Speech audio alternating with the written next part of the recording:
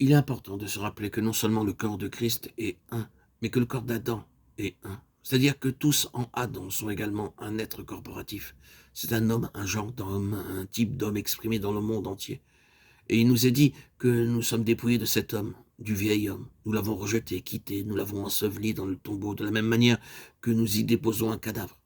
Le corps de quelqu'un qui a quitté cette vie est mis à part. Ce n'est plus l'endroit où il demeure. Il a abandonné ce corps.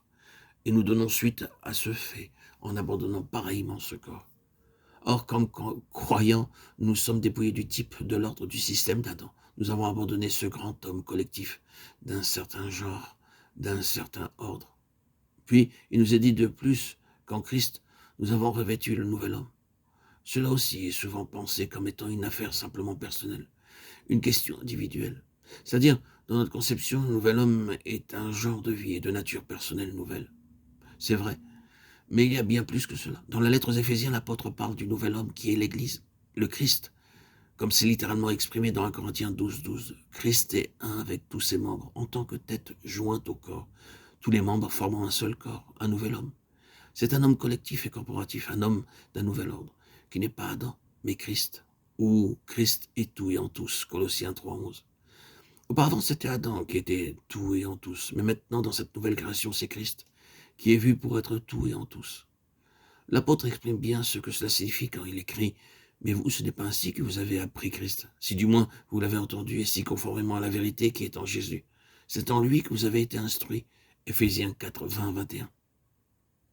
C'est une grande incarnation de la vérité divine dans une personne.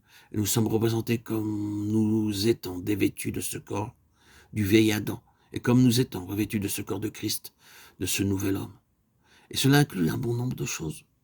Si vous regardez le contexte de ce passage, vous observerez certaines d'entre elles. Il inclut la nature de Christ, c'est pourquoi après que la mention concernant le revêtement du nouvel homme a été faite, l'apôtre poursuit presque immédiatement avec des mots comme ceci. Devenez donc les imitateurs de Dieu, comme des enfants bien-aimés, et marchez dans l'amour à l'exemple de Christ. Éphésiens 5:1-2.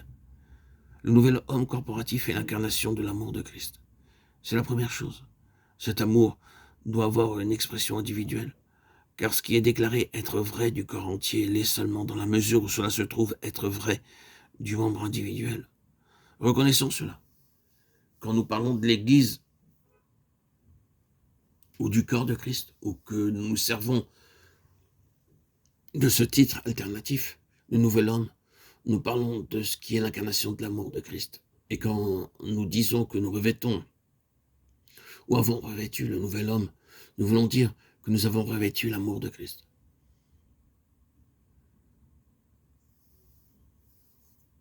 Marcher dans l'amour est une chose qui est impliquée. Le corps est édifié dans l'amour.